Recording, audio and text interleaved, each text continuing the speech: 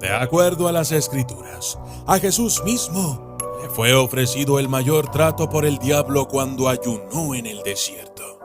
El diablo le dijo a Jesús que le podía dar toda su autoridad y poder, ya que le pertenecía solo a él, y él podía dárselo a cualquiera que quisiera.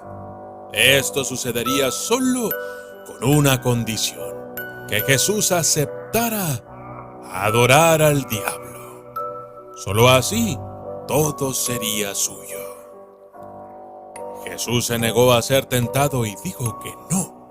Sin embargo, se afirma que muchos otros después de él han dicho que sí. Y desde entonces, muchos hombres han hecho tratos con el diablo. Y yo soy el documentalista. Y esto es 3 pactos reales con el diablo.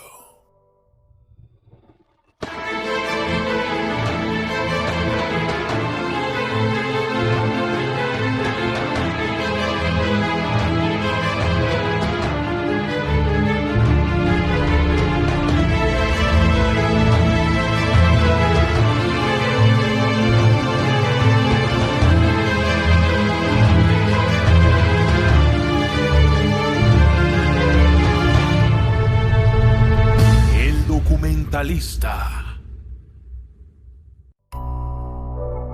Número 1. El Papa Silvestre II, Gerbert de Aurillac. Nacido Gerbert de Aurillac, el Papa Silvestre II fue un hombre del Renacimiento, nacido en el 946 y muriendo en el 1003. Siendo bien leído en la literatura clásica y un hombre de matemáticas y ciencias, Gerbert tuvo muchos logros académicos. Es conocido por haber reintroducido el ábaco, una antigua herramienta de cálculo utilizada antes de los números escritos. Se le conoce por haber construido un órgano de metal hidráulico que fue aclamado por haber superado a todos los instrumentos musicales construidos anteriormente. De hecho, su intelecto era tan grande que despertó sospechas. Algunos creían que Gerbert era un hechicero. Se susurraba que había adquirido este conocimiento oculto durante su estancia en el reino ibero-islámico de Al-Ándalus. En el siglo XII, el monje inglés William de Malmesbury escribió que durante su estancia en Al-Ándalus, Gerbert adquirió un libro de hechizos de un filósofo árabe.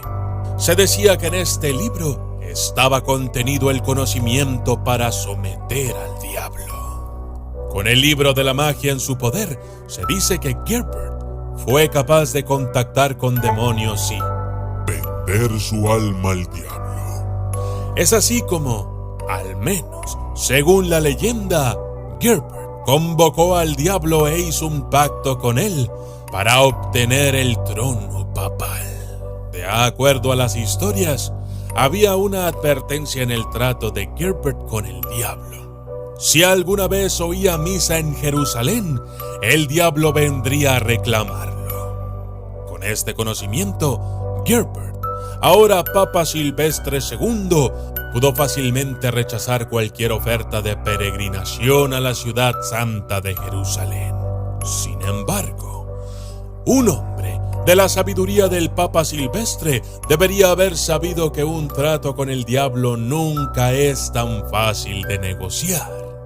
Un día, al escuchar la misa en una iglesia de Roma, se enteró demasiado tarde de que a aquella celebración se le llamó la Santa Cruz de Jerusalén. Supo que estaba condenado y poco después cayó mortalmente enfermo de una manera misteriosa. En otra versión de la leyenda, el diablo vino por el Papa Silvestre en persona, acompañado por una horda de demonios. El caprichoso Papa encontró un final espeluznante frente a toda la congregación. con los siervos de Satanás, arrancándole los ojos para jugar con ellos.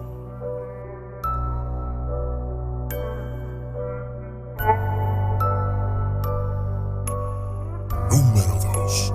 Dr. John Fian. Los juicios por brujas de North Berwick comenzaron en 1590 y duraron 2 años. Durante este tiempo, un número de personas de East Lothian, en Escocia, fueron acusadas de brujería.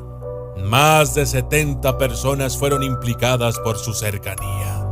Entre los que se dijo que eran herejes, estaba el Dr. John Fian. Fian, alias Cunningham, fue descubierto y acusado por Willis Duncan, quien confesó a las autoridades que era un brujo. Al principio, Fian no dijo nada. Los inquisidores comenzaron entonces la tortura habitual, comenzando con uno de sus castigos más leves, que consistía en golpear la cabeza de Fian con una cuerda a su alrededor. Después de eso, empezó a hablar. Sin embargo, no proporcionó ninguna confesión coherente que dejara satisfechos a sus verdugos.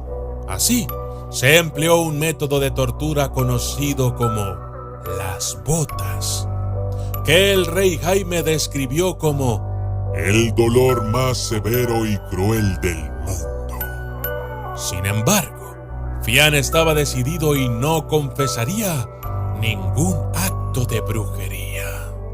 Finalmente, se descubrió que supuestamente Fian había lanzado un hechizo por medio de 2 agujas de pino debajo de su lengua para impedir la confesión bajo tortura. De acuerdo a los historiadores, una vez que fueron retiradas las agujas de pino, Fian lo confesó todo. Declaró que su alma pertenecía al diablo, después de haber hecho un pacto con él hace mucho tiempo. Fue sirviéndole a él que Fian había ganado sus poderes de brujería. Se registró que entre sus poderes estaban la habilidad de hechizar a un caballero y enviarlo a ataques de locura en contra de sus enemigos. Un hombre que supuestamente sufrió de esta manera fue llevado ante la presencia del rey el 24 de diciembre de 1590. Lo que el hombre supuestamente hizo bajo el mando de Fian fue descrito en varios libros de la época. De repente dio un gran grito y cayó en una locura, a veces agachándose y a veces gesticulando tan directamente hacia arriba que su cabeza tocó el techo del lugar.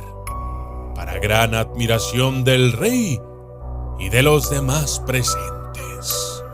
Después de muchas torturas, Fian se retractó y afirmó haber roto los lazos con el diablo.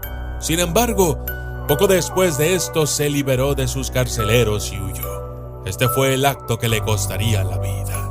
Con el perdón ahora fuera de la vista, cuando los hombres del rey lo alcanzaron, Fian fue torturado aún más antes de ser sentenciado a muerte.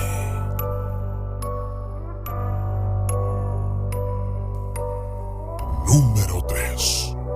Christoph Heisman. El 29 de agosto de 1667, Christoph Heisman fue encontrado en el suelo convulsionando violentamente mientras trabajaba en un pequeño castillo en Potterbrunn, Austria. Las autoridades lo llevaron para interrogarlo, creyendo inicialmente que estaba embrujado y que él mismo era posiblemente un necromante. Sin embargo, Heisman afirmó que no estaba embrujado, sino que había hecho un trato con el diablo y que ahora estaba poseído demoníacamente.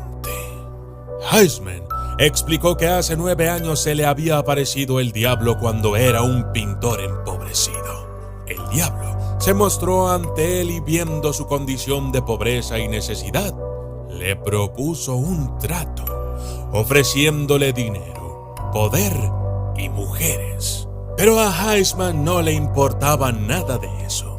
En cambio, le dijo al diablo que solo podría aceptar el trato si